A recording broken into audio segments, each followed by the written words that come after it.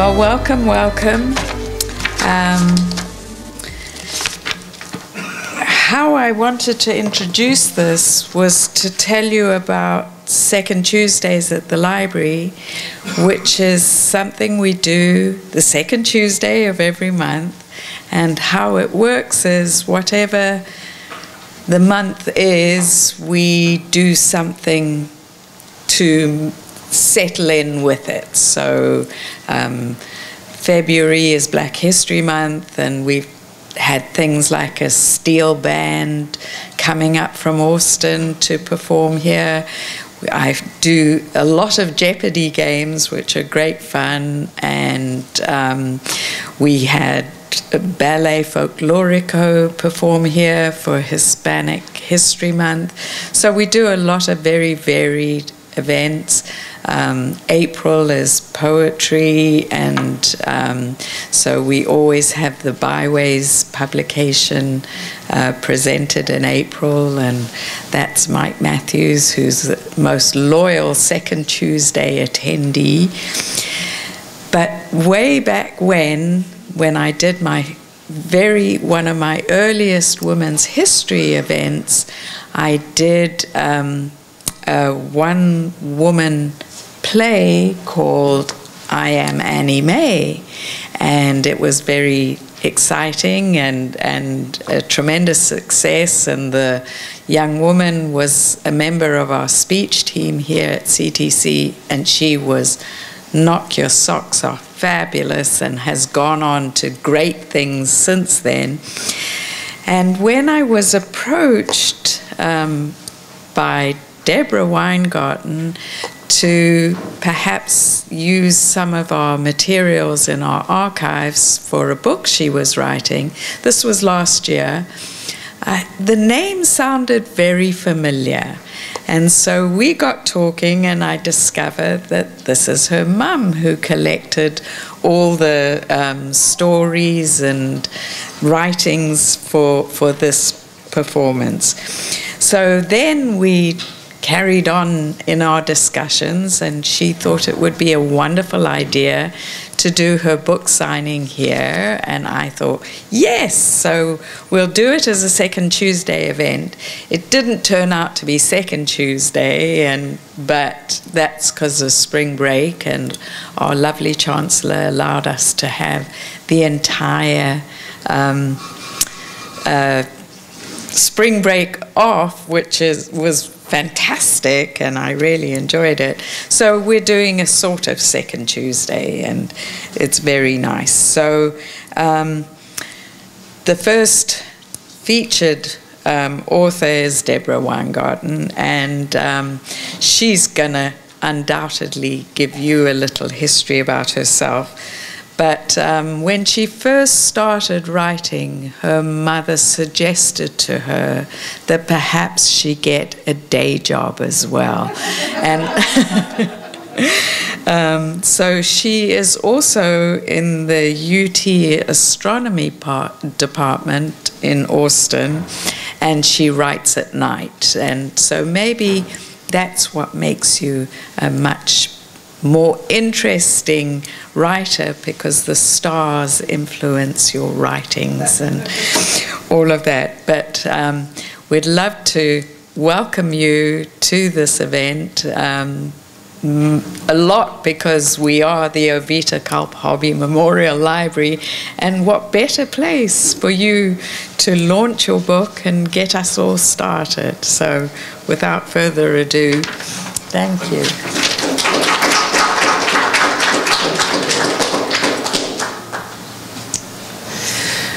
How exciting. Could y'all just move forward, just like move up a little bit? Let's have everybody move up, and even move some tables up, just to get a little closer. I feel like you're so far away from me.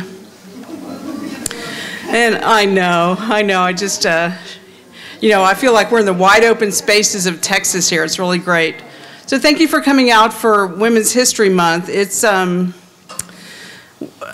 I was very moved that Dr. Swan started talking about I Am Annie Mae. That was actually the first book that my mother wrote, and she wrote She wrote 18 books on women in Texas history.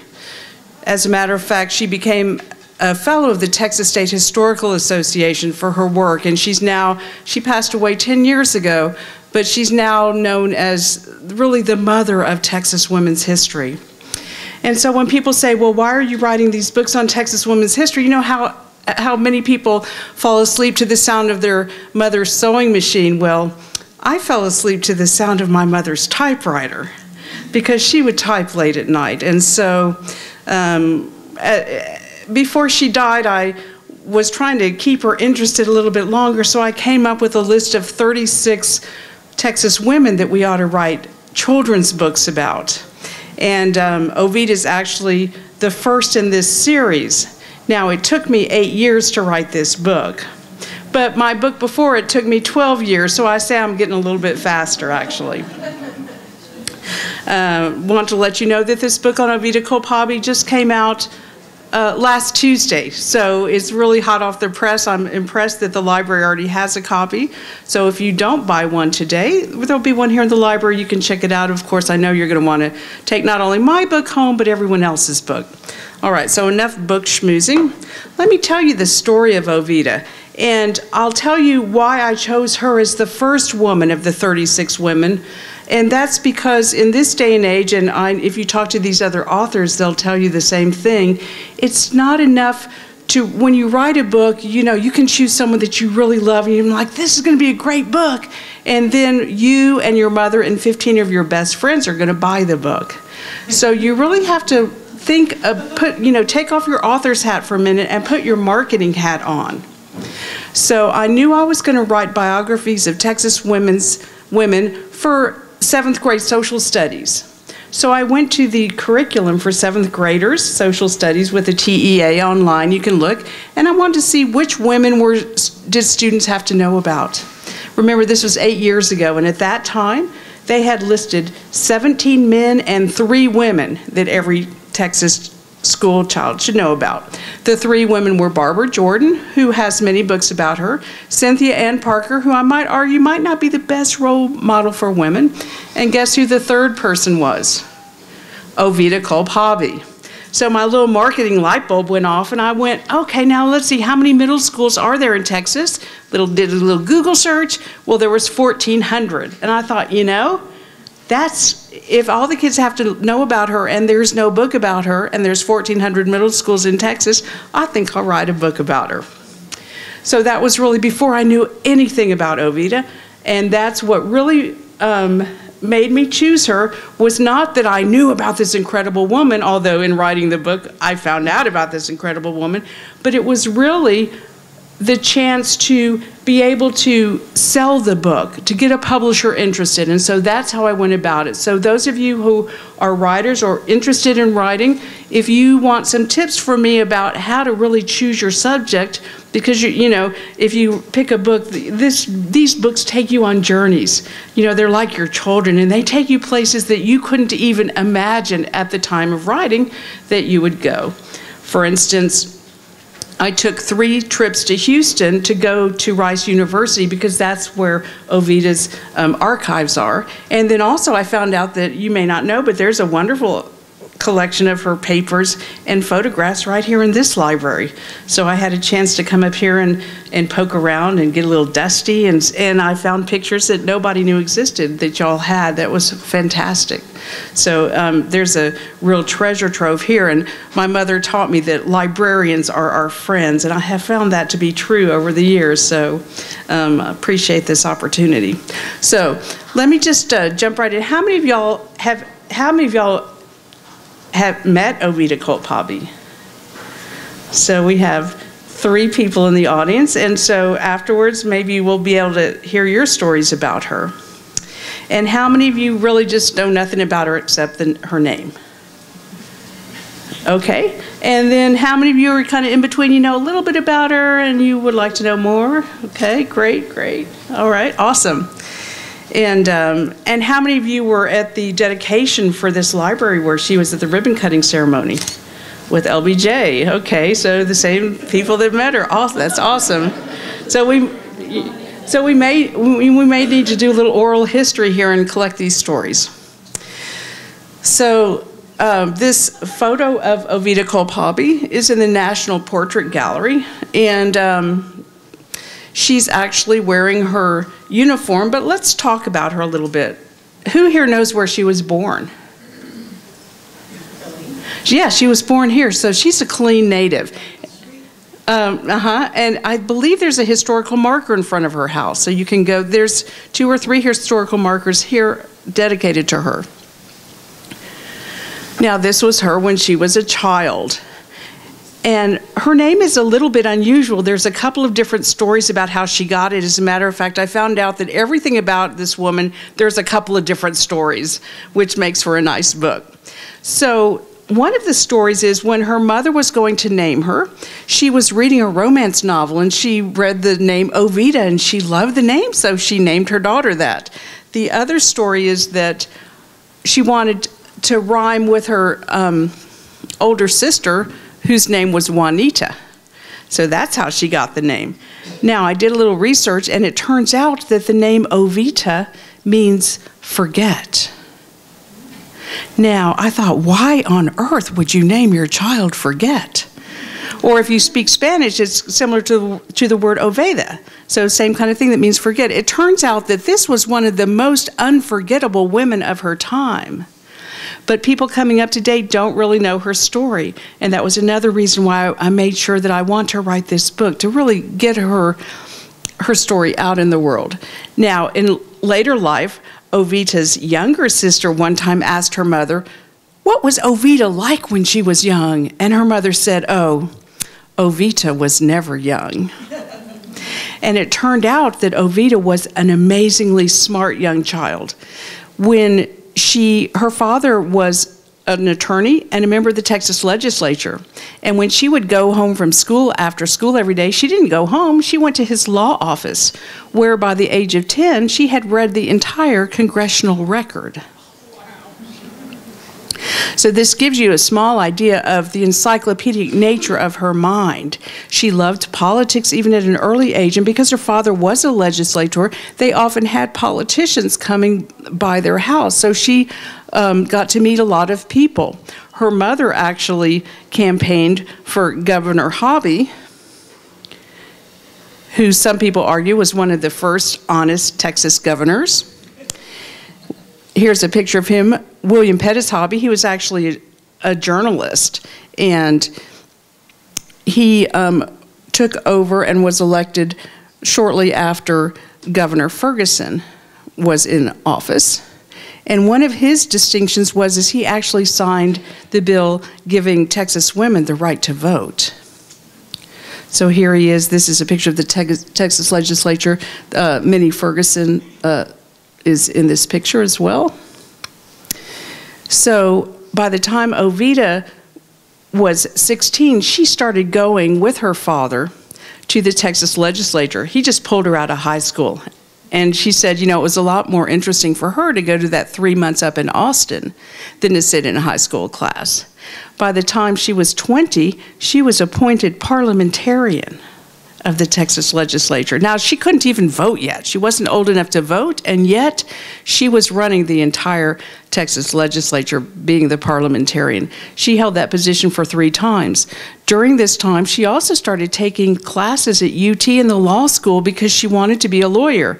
Now, if you know anything about the Texas law school, you'll know that women weren't admitted into the Texas law school at the time, but she took classes there anyway. Here's just another picture of her posing with some of the governors and the other members. So she ended up going to Houston, and she got a job at the Houston Post at the newspaper. And while she was there, she met the gentleman who ran the Houston Post, who turned out to be Governor Hobby. And he had lost his wife the year before, and they fell in love. He was 25 years her senior. And they got married.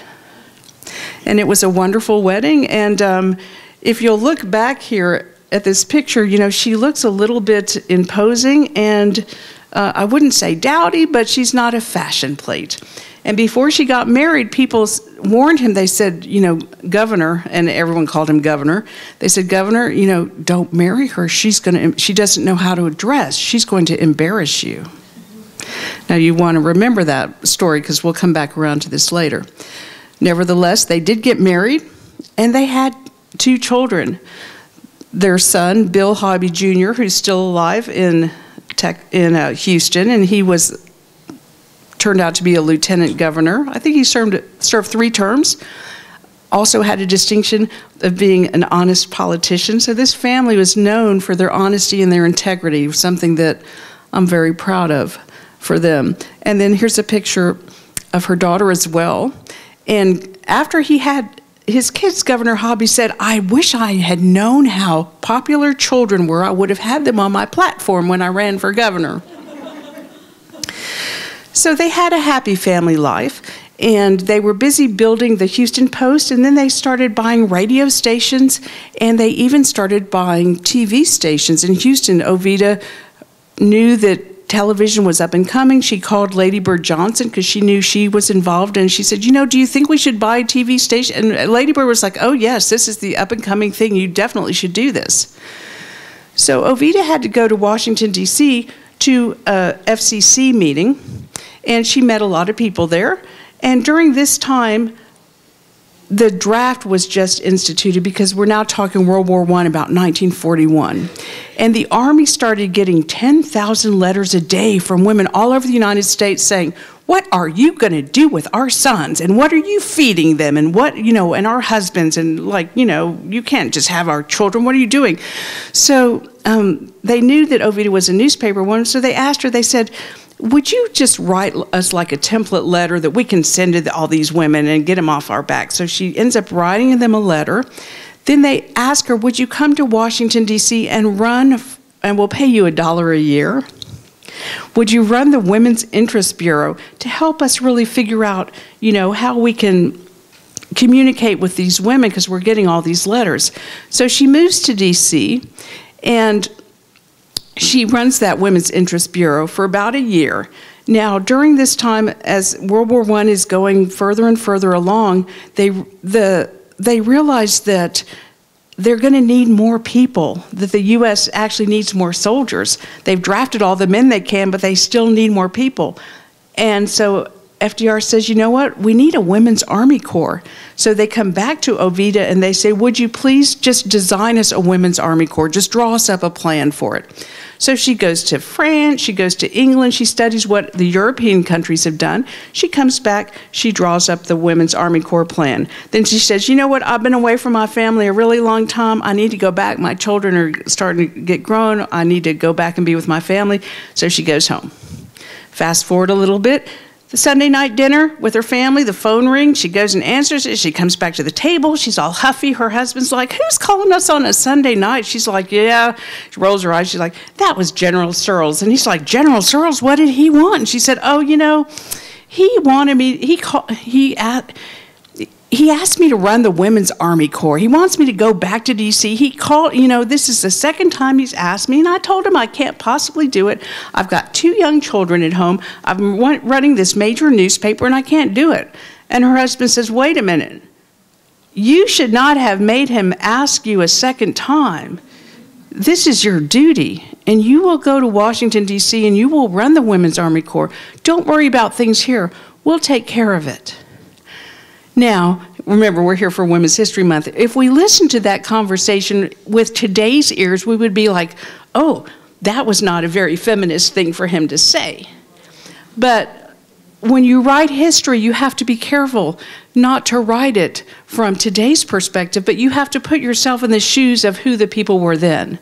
And those of you who are alive during World War II, you know that this, and correct me if I'm wrong, but you know that this was a different time in our country. When something was your patriotic duty, you didn't think twice about it. You showed up, you did everything you could to really answer the call of your country. And that's what she did. So Oveta dropped everything and she went to Washington, D.C., and she ran the Women's Army Corps for 2 years. When she started it, they had identified 54 jobs women could do. When she retired out 2 years later, they had identified 254 jobs that women could do. Here she is. She's being sworn in, and they originally called it the Women's Auxiliary Army Corps, and then they shortened the name to the Women's Army Corps. Now, if you'll notice, she's wearing this nice hat, these white gloves. She's not in uniform. Well, you might say, well, why is that? Well, remember, there had not been a Women's Auxiliary Army Corps before. There was no uniform. One of her first jobs was actually to design the uniform. And when she went to design it, she did things like put pleats in the skirts. And the quartermaster threw a fit. He said, that takes too much material. We're not going to have pleats in the skirts. And so I brought a couple of things I want to show you. eBay is our friend when you come to collect history. This is a picture of the hat that she designed. And here's a picture of her wearing it. They ended up calling it the hobby hat. And if you say, well, why did they call it the hobby hat? They said, well, because she was the only one that looked any good wearing it. So this is kind of a small size. I have a little bit of help. Fits pretty good. So y'all are welcome to try it on. And I brought a couple of other items here. Now, in this picture, you see her saluting, and it's interesting because right after they made her the director of the Women's Auxiliary Army Corps, they appointed her a colonel. She actually has the distinction of being the first woman in the U.S. to be appointed a colonel in the Army. But one of the problems is that they started officers training school, and she wanted to go to the school, and there was an Army regulation that said, oh, you know, if you were already an officer, you actually weren't allowed to go to officers training school. And she said this was horrible, that she never actually learned how to salute properly. And so here she is showing that she really doesn't know how to salute properly. Here's a picture of the hobby hat, which I just showed you. She ended up making the cover of Time magazine not once, but more than once, and here's one of the pictures. And that figure in the background is the Pallas Athene, which is a figure of Greek mythology of a female warrior, and that was the logo or the insignia that was used for the Women's Army Corps. Here she is with Eleanor Roosevelt in England, and also Mrs. Churchill, where she was inspecting the troops in England. And there's a story, you know, they started out, they thought at first the women would only have to serve in the United States, but then it turned out that, oh, you know what, we didn't know it at the time, but we need them to go overseas. And she really lost a lot of sleep over this. She didn't want to send her troops overseas. She didn't want to put them in danger. And she certainly didn't feel like she could order people to do that. So she brought 300 of her best troops in a room, and she said, okay, I have an assignment. I need to send y'all overseas, but I don't feel comfortable doing it. By the way, she didn't say y'all. She had elocution, wonderful elocution lessons. She said, so I'm not going to order you, I'm going to ask for volunteers. So if you are willing to volunteer and go to serve overseas, I want you to take one step forward. The whole room took one step forward. And then she went and hid in a broom closet. And I think she did that because she didn't want she didn't want to see her troops to see her crying because she was so moved at their willingness to answer the call. So here she is in 1943. I don't know if you can tell from this picture, but she's starting to get gray in her hair. She got 2 to 4 hours of sleep every night. Sometimes she was working so hard she didn't sleep at all. She just worked through the night, went home, changed clothes, took a shower, drank a cup of coffee, went back to the job. Here she is receiving the Distinguished Service Medal.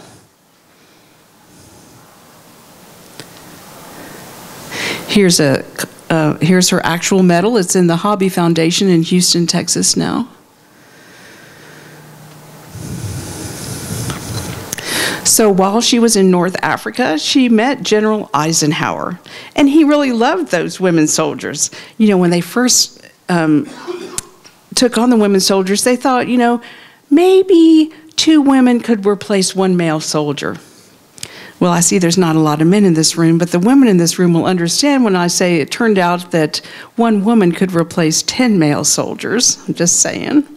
It turned out that women were every bit as good as soldiers as men. They were just as patriotic. They were used to taking orders, and they didn't talk back at the same way that some of the men did, and they didn't get in the fights like the men did. So it turned out they were good soldiers. Eisenhower was so impressed with her ability. Remember, by this time she was commanding like 100,000 women soldiers, that when he came back to the United States and ran for president, she became a member of the Democrats for Eisenhower Society. When he was elected president, he appointed her to his cabinet. And so she was the second woman in the United States to hold a cabinet-level position after Frances Perkins. Here she is taking the oath of office. She was first sworn in as the secretary of what they called the Federal Security Administration. That became the Department of Health, Education, and Welfare. And we know that institution today as the Department of Health and Human Services. Back in the 1950s, she had the heads of all the major insurance companies and their actuaries come and testify before Congress to say why we needed to have national health insurance.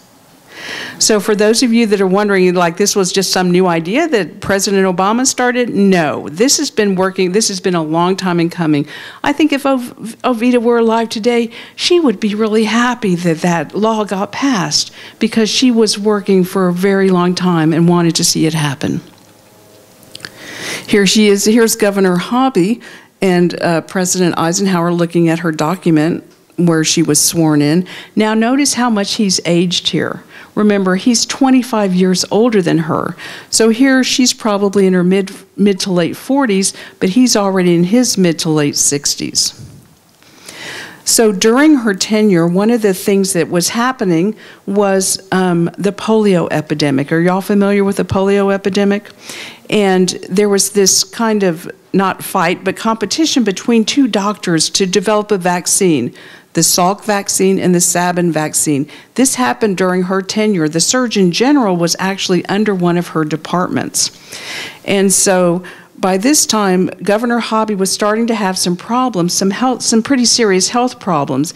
And she went to President Eisenhower and she said, you know, I really need to tender my resignation.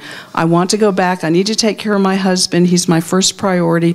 I need to run the newspaper. I'm needed back in Houston. And President Eisenhower said, Oveta, I understand, but do me a favor. Just wait until we get the legislation passed for the Salk vaccine. Wait till we get the FDA approval, and then you can go back to Houston. So she agreed. And in June of that year, the vaccine was approved. And here they are congratulating Dr. Salk when the vaccine was approved. So then she's pretty happy. She goes back to her office a few weeks later. She packs her bags. She's fixing to head back to Houston when there's a knock on her door, and her secretary lets in the Surgeon General, and he says, Madam Secretary, I have to tell you something. So she puts her purse back down. She says, please take a seat. He said, I have some bad news. I think it was 24 people that had recently had the new vaccine died, and 250 more were paralyzed. She was furious. She said, I have met with you every week for over 6 months, and this is the first that I've heard that anything like that, like how could this possibly happen? And of course, he too was upset. He's the Surgeon General. It's falling on his shoulders as well. And they were in such a hurry to get as much vaccine out as possible because this was in June and the polio epidemic always spiked in June. The virus spiked in June in the warm months.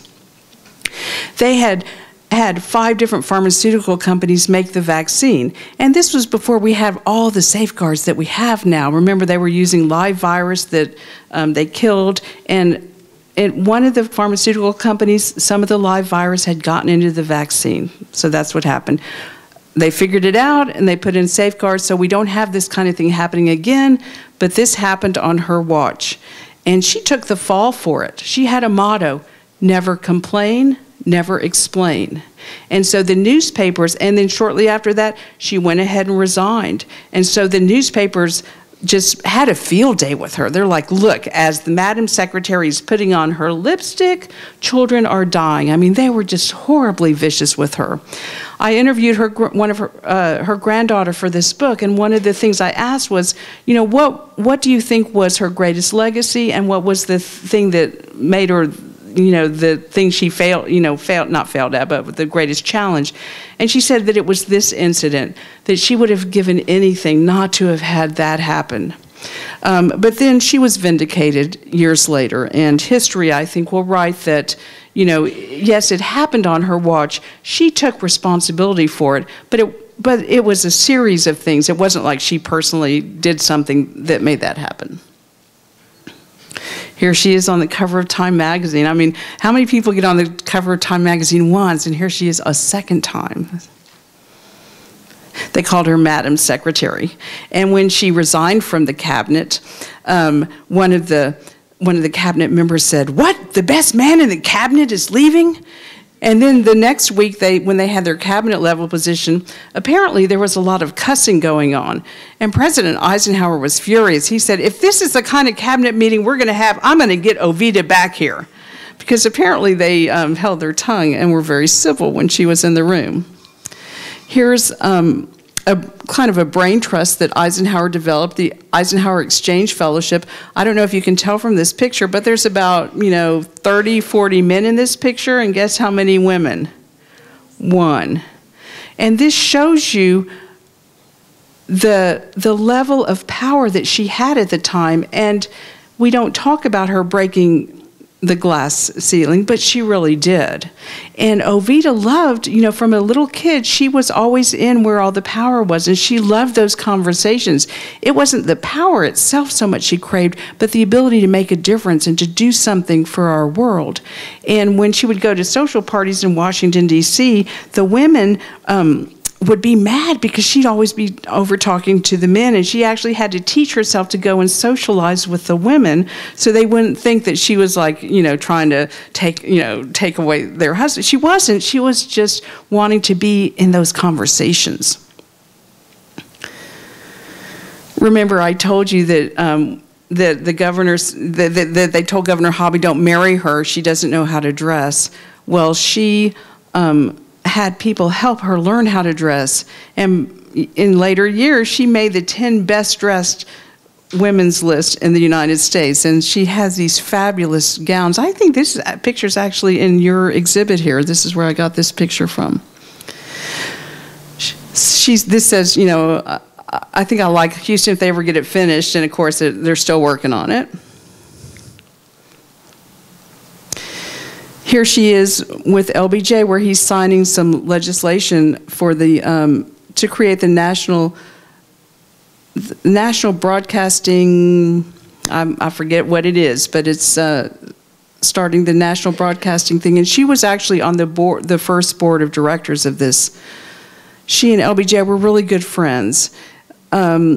LBJ she had met him years before when he came to Houston because he wanted to meet with Governor Hobby and get some advice about politics. And when he left the room, Governor Hobby turned to Oveta and said, "We need to watch that young man. He's going to go far." And he certainly did. Here he is at the dedication of this library here at the ribbon cutting ceremony. She asked him to come. He did, and I believe he also, did he donate some of his papers to y'all? I don't think so. Okay. We're in the process actually of digitizing our archives. So next time you write a book on somebody who needs stuff, we'll be able to send it to you electronically. You might find something. Oh, great, good. So they're digitizing their library archives to make it available electronically, so many of us can ask for stuff, and everyone doesn't have to come to Killeen, although I recommend you come here. It's a beautiful spring day. We've got blue bonnets going on. Here's the memorial plaque to the library right on the wall outside where we are. Here's a picture of Oveta attending a Christmas Day celebration at the White House with LBJ. And here she is just a little earlier in her living room. I don't know if you can see that wallpaper, but she's got magnificent wallpaper. And one of her granddaughters talked about she loved to go to this house because they had an elevator in there. I think it was like 3 floors. And her grandmother would let her put on her jewelry and her ball gowns and then go dance in the ballroom. So I was like, it was quite something. When she sold her media empire, she sold it for $600 million. And she lived from 1905 to 1995. She lived to be 90 years. Here's another historical marker, also here in Killeen. And here's her gravestone, which I think is interesting because it doesn't really tell anything about her, does it? You wouldn't know, except that she was the wife of William Pettis Hobby, and her birth dates, that dash. There's nothing about that, so that's why I write books of women in Texas history. And that's her story. Thank you very much.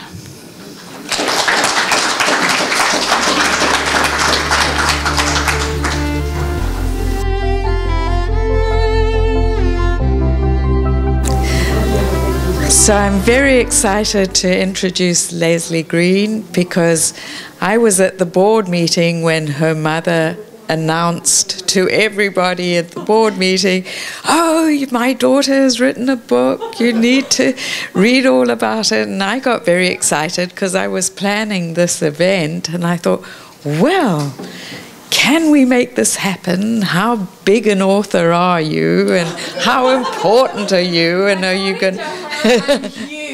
Well, well, one's mummies always think that of one, aren't they?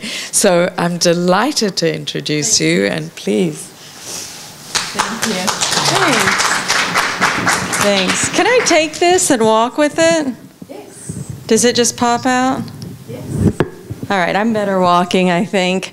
So hi, everybody. My name is Leslie Green, and there's my mother, Maudie Meyer. She's been on the board here, I believe, 25 years. My brother, John Morton, behind her. And my favorite adult, Dr. Billy Laney. And that's a completely different story there. But here's my book. It's called Love, Trust, and Pixie Dust, and I wanted to tell you all a little bit about it. But first, I wanted to say, first of all, that was a beautiful presentation. And I learned so much. I was fascinated, and I didn't even think I liked history, but you made it really come to life. And so my genre is very different from Deborah's. We both write nonfiction. Mine is very different. Mine is more of a spiritual book. And I'd say another thing that our books have in common, though, is that she may have had a larger-than-life character in hers, that I listen to the story and I think, wow, that woman was really phenomenal. And it made me feel kind of small in comparison until I really thought about the main character of my book. And the main character of my book is equally as phenomenal, I think, as the lady that we just learned about, because the main character in my book is each one of you. It applies to every woman and every man here today. It is finding our power. Finding our power in ourselves, knowing that to trust ourselves and to love ourselves opens up amazing doors to find what this book ultimately leads to, which is, for those who are interested, to finding that deep peace within. Now, I may have just lost some of you on that because you're like, that's not too sexy. Peace? Who cares? Big deal, right? It actually is a big deal, and I'll tell you why. If you're sitting in bed at night and you can't fall asleep, do you feel very peaceful? Probably not. The times that you do feel extremely peaceful, are you able to fall asleep? Are you able to feel happiness? Are you able to feel love? I believe that that's pretty exciting. That's something that I can get excited about, and that's the deep peace within. Not just talking myself into what does being peaceful mean, but really understanding that in order to trust ourselves and love ourselves, those are almost like tools that we can use in order to get to what I get very excited about, is to have this peaceful sense about me so that I am calm in different situations. And also the deep peace within is a really good way to keep fear at bay. It's really a way of letting go. And when I think about what are all of the things that as humans we are asked to let go of, those things that we want to hold on to. Sometimes it's anger, fear, worry, anxiety, but those are the things that don't serve us well. And I hope that if you were to read my book, that through the different stories, and they're all true stories in it, that through the different stories, something will touch your heart and something will speak to you in a way that has you say, yes, I can let go. And I don't know that you'll ever check the box and say, yes, I've completely mastered this whole letting go thing and the peace thing that she talks about. I would be lying if I said that I've mastered it. But I believe it's a daily practice. And if I can have a daily practice that I can put in place, and I can be authentic in myself with that every day when I wake up and say, okay, well, I got off a little bit on this, and maybe I got angry at one of my kids about this or the other. But where do I get that balance back? Am I able to feel that peace a little bit more quickly than I could, say, a year ago, 5 years ago, 10 years ago? That's what my book is all about. So anyway, I appreciate you having me here today. And I'm not real good at giving the elevator speech on my book. I'm more like could go 20 minutes on it, but I'll keep it at those 2 or 3 minutes, and hopefully that will give you enough to know a little bit about what it's about. And again, the title is Love, Trust, and Pixie Dust. And I haven't told you what the pixie dust is. It's something that you actually have to read the book. It is something. It's not just to be cute or, some sort of magical sense to it. No, it's something real. And I weave it in and out and in and out. And if you haven't figured it out by chapter 8, I just tell you, but don't flip to chapter 8. Do try to figure it out along the way. But I just come out and tell you what it is if you haven't gotten it by then. So anyway, thank you for having me, and I look forward to hearing about the other authors. So we met, I think, at a second Tuesday, maybe. But Diane approached me, and she's continuing with the CTC influence here, and is still currently a student at CTC, used to work in the risk management department. And she approached me and said, would the library be interested in purchasing one of her books? So I said, well, hand it over, let me read it, I'll see what we can do. And then she also said, was it you we discussed a book signing with as well? Yes, we did. And I said, well, I have had them in the past, and they don't generate much traffic, but next time one comes along, why don't we give it a go? So here we are. Welcome, Diane McCloskey.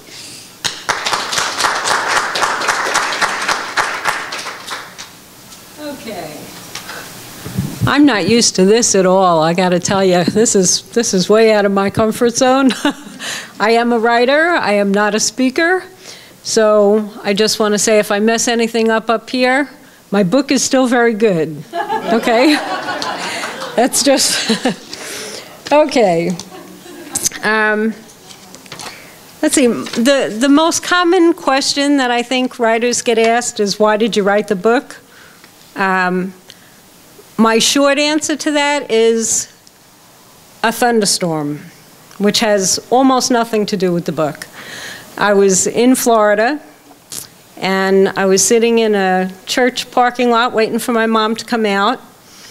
And if you've ever lived in Florida or visited during a thunderstorm, they get really, really fierce.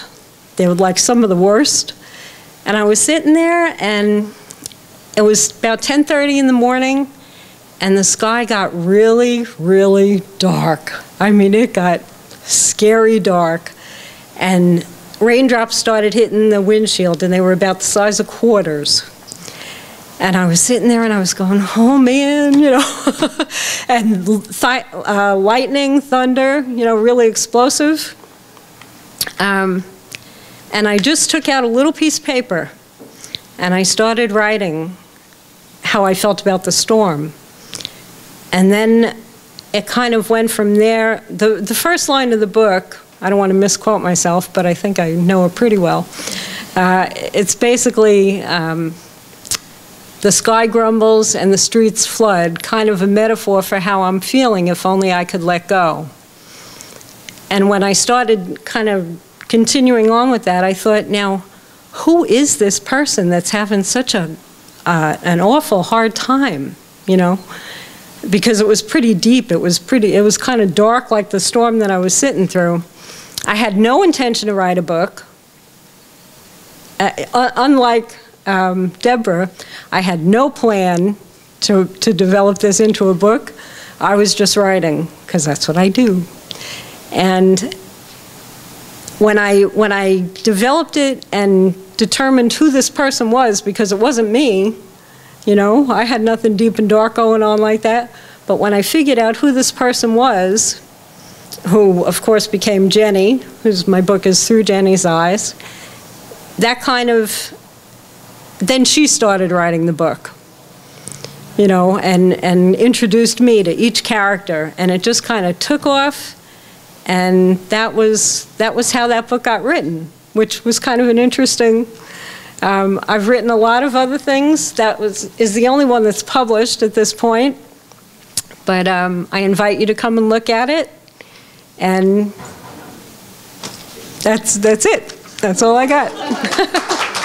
Oh, one other thing. I'm sorry. Thank you so much for inviting me, and your presentation was fabulous. Yes. Most Librarians is a book. I have a whole book full of first lines, and one of these days I will elaborate on the first lines and proceed to write my book. But right now it's just first lines. But we here at the library encourage writing. In fact, I'm trying to endow a small scholarship for writers here at the college, and so our final presenter is a student here at CTC, and I'm embarrassed to say I haven't read your book. It's not out in paperback yet. It is right in the 21st century because it's self-published, correct? Online. So please come and talk a little about your book.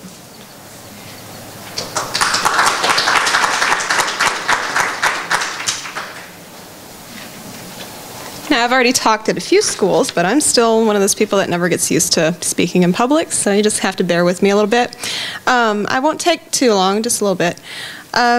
I first started writing back when I was about 21 years old. I had 2 children, and I was extremely tired. I had nothing to do but work and take care of kids.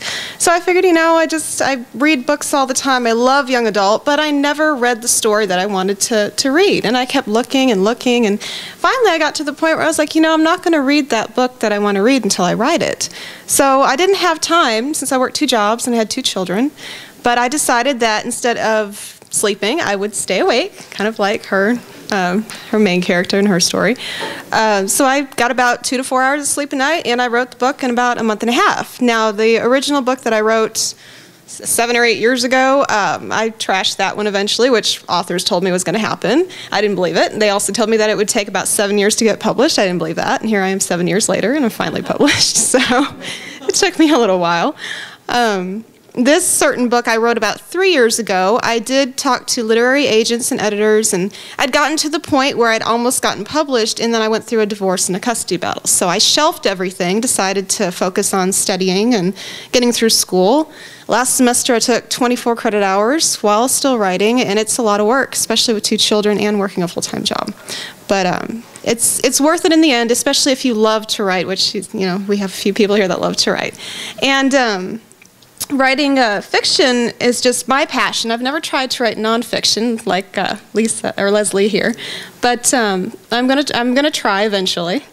Writing fiction, if you want to learn how to write fiction, I would suggest going to Google and typing in 9 steps to plotting fiction. They will give you a chart, and it's amazing. If you actually love to write fiction, it's amazing. It'll help you through your entire writing process. There's also multiple websites you can go to. I can give you those later on if anyone's interested.